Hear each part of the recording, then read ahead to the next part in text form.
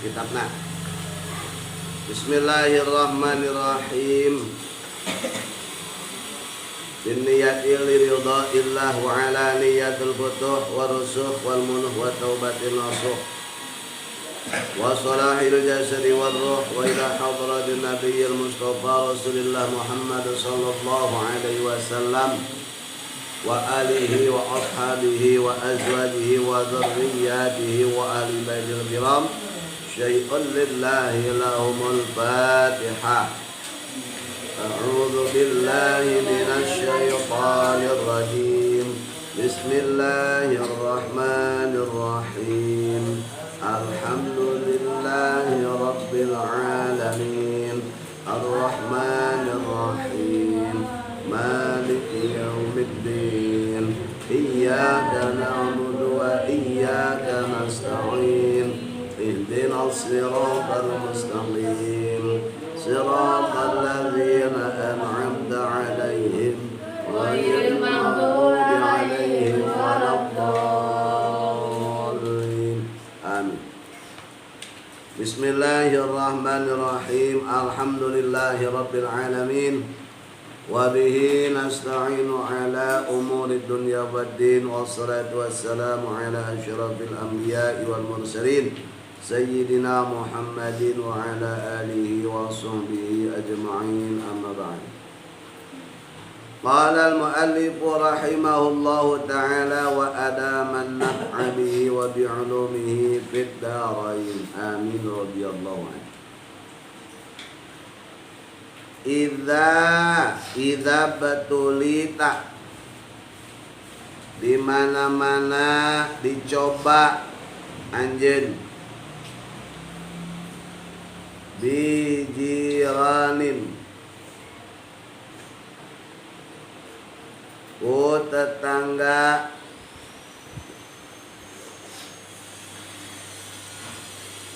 asyrarin, anu garoreng, pasbir, maka kudu sabar anjeun ala adahum, kana dilara jiranin asrar.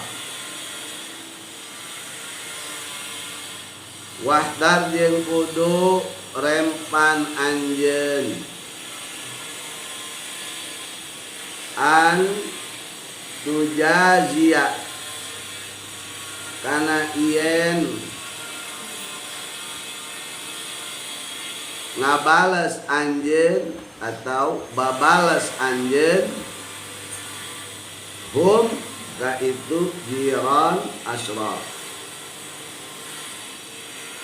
fi su'i akhlaqihim, dina gorengna pirang-pirang akhlak jiran asrar, hatta sehingga tas lama salamat anjeun min syarrihim tina kagorengan jiran asrar. Wa bata'id jeung kudu narima jauh anjeun an mujalasati auladihim, tina ngariung ka pirang-pirang putrana jiran asrar, li alla taktasiba, supaya yen henteu kasab anjeun min tibaihim, tina waterna jiran asrar, al-qabihati, anu goreng. Fatakuna maka bukti anjeun eta syariran anu goreng nitlahum saperti itu jiran asrar atawa seperti itu auladihim. Baca bareng.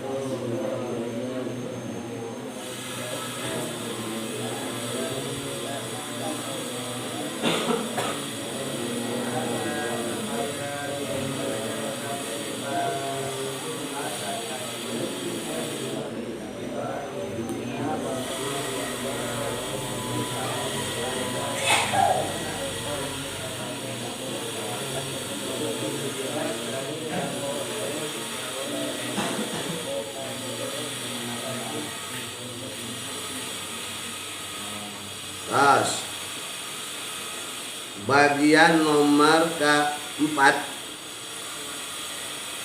dari kewajiban terhadap tetangga. Tetangga ada 3. Pertama, tetangga yang mana tetangga tersebut adalah saudara senasab. Kedua, saudara seagama. Ketiga, karena tetangga.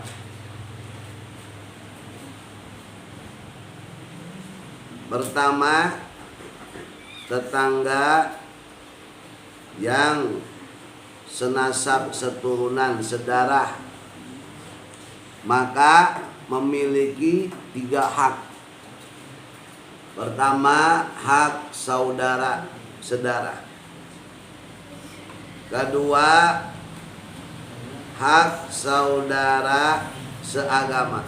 Ketiga, saudara karena bertetangga. Jadi hak bertetangga, hak bersaudara seagama, hak senasab harus terpenuhi. Kedua, ada tetangga bukan saudara sedarah, bukan saudara seturunan, tetapi karena saudara seagama, maka memiliki 2 hak. Hak sebagai tetangga dan hak sebagai saudara seagama. Ketiga, bukan saudara senasab, sedarah, seturunan, bukan saudara seagama, tetapi karena dia adalah tetangga kita, agamanya tidak seagama, bukan muslim, ya, bukan muslimah, dan juga dari jalur nasab turunan tidak ada. Tetap kita harus memenuhi hak bertetangga. Jadi tidak salah, bahkan diajarkan, dianjurkan oleh agama, kalau tetangga kita yang bukan seagama atau saudara di mana dapat musibah, maka kita harus menolong. Boleh tidak kalau tetangga kita yang bukan muslim atau muslimah kemudian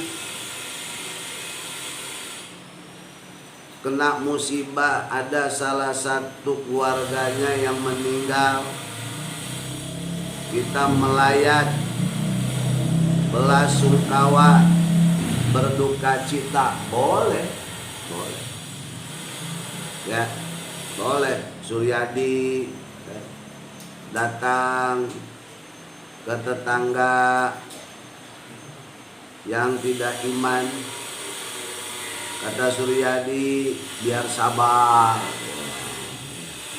biar sabar, itu, biar sabar, harus tabah, harus kuat.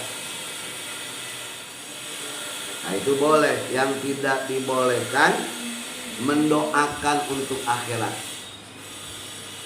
Jadi jangan didoakan sama Suryadi semoga Allah mengampuni dosa-dosanya, itu nggak boleh. Ya, jadi dilarang. Karena orang yang tidak beriman tidak akan diampuni dosanya akibat tidak iman. Kemudian kalau tetangga kemalingan padahal tidak seagama, boleh datang menguatkan, harus sabar, harus tabah, semoga Allah menggantikan yang lebih baik, boleh. Itu mah mendoakan urusan dunia. Jadi mendoakan supaya diganti dengan yang lebih baik, lebih bagus, itu mendoakan dunia. Tapi kalau semoga diampuni, nah itu nggak boleh. Nanti ya. Jadi boleh. Ya. Dan memang itu dianjurkan. Karena dia punya hak sebagai tetangga. Maka salah kalau misalnya tetangga yang tidak seiman mendapat musibah kemudian didoakan, ya Allah tanggung musibahnya, kasih yang lebih berat. Oh, salah. Sebab bagaimana kalau seandainya kita yang ada di posisi dapat musibah kemudian didoakan sama orang lain doa seperti tadi, ya Allah, misalnya kalau orang Kristen ya Allah berikanlah cobaan yang lebih berat buat Jujun. Waduh, kedengeran sama Jujun. Ya, bakal marah. Mana orang mana. Maka orang di luar Islam pun dia punya hati nurani, punya pikiran, punya nafsu. Itulah ajaran Islam luar biasa. Walaupun punya tetangga yang tidak seiman, tetapi kita harus baik. Apabila tetangga tersebut bukanlah orang yang memusuhi, apalagi ingin menghancurkan Islam. Itu namanya kafir dhimmi, bukan kafir harbi. Sekarang idza betulita bijiranin asyrar, di mana kita dicoba, diberikan bala, bijiranin asyrarin, dengan tetangga yang buruk, akhlak yang jelek, akhlak jelek karakter, maka fasbir ala adahum, maka harus sabar dengan atas menyakitinya itu tetangga kepada kita. Harus sabar. Siapapun tetangganya nyetir, baik tetangga yang beda agama, baik tetangga yang seagama, apalagi tetangga yang sedarah, seturunan, seagama dan tetangga. Harus sabar. Jadi sabar itu menahan diri dari dorongan nafsu. Catat tuh. Sabar adalah menahan diri dari dorongan nafsu. Walaupun di dalam kitab Nasaihul Ibad, sabar itu adalah meninggalkan keluhan kepada selain Allah. Sabar. Meninggalkan keluhan terhadap selain Allah. Jadi bukan dikategorikan sabar kalau kita lagi galau, keluh kesah, bingung, gelisah, curhat ke batu, itu bukan sabar. Jadi sabar itu jangan gelisah, galau, kemudian laporan, kemudian curhat dalam musibah kepada orang lain. Itu bukan sabar. Jadi sabar mah meninggalkan curhat, kegelisahan, aduan gitu kepada selain Allah. Berarti curhatnya kemudian minta solusinya hanya kepada Allah. Menurut dalam kitab Nasaihul Ibad. Tapi ada sebahagian yang mengatakan sabar itu adalah menahan diri dari dorongan nafsu. Karena nafsu itu tidak ingin adanya musibah, adanya bala. Nafsu itu pinginnya yang enak-enak, makan yang enak-enak, makan yang sesuai dengan keinginan. Maka apabila makan menunya tidak sesuai dengan keinginan, kadangkala nafsu berontak. Berarti nggak sabar dengan makanan. Kemudian di saat kita sakit, nafsu nggak pingin sakit berlarut-larut, bahkan tidak pingin adanya sakit, pengennya sehat terus. Oh, nafsu. Dagang, nafsu pengennya untung terus. Bertani, nafsu pengennya hasilnya bagus, harganya bagus. Nafsu pengennya tetangga pada baik semua. Ya. Nafsu pengennya anak itu baik, nurut. Makanya di saat anak bengal bader, nakal, nafsu itu juga betah. Gitu. Makanya nafsu itu suka berontak, timbullah emosi. Nah, jadi kalau sabar dalam dagang gitu ya, hasilnya pas-pasan atau malah rugi, maka nafsu diredam. Mungkin hari ini nggak untung, siapa tahu besok untung. Nah, itu termasuk sabar. Atau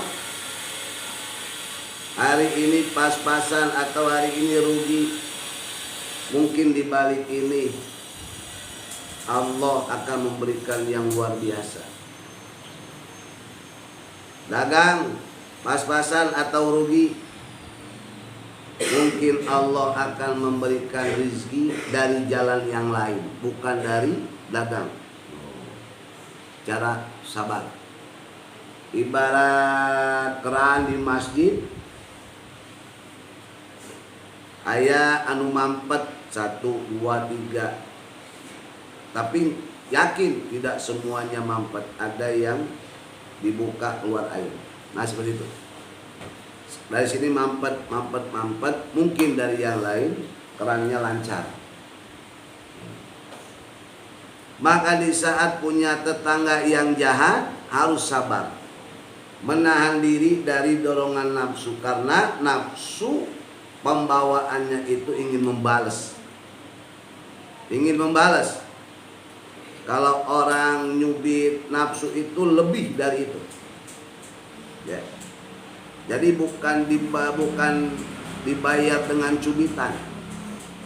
Kalau orang nyubit pengennya mukul, kalau orang mukul pengennya ngebalas itu apa? Oh, digebugan. Kalau orang ngegebugan pengen dibalas pakai sajam, senjata tajam. Gitu.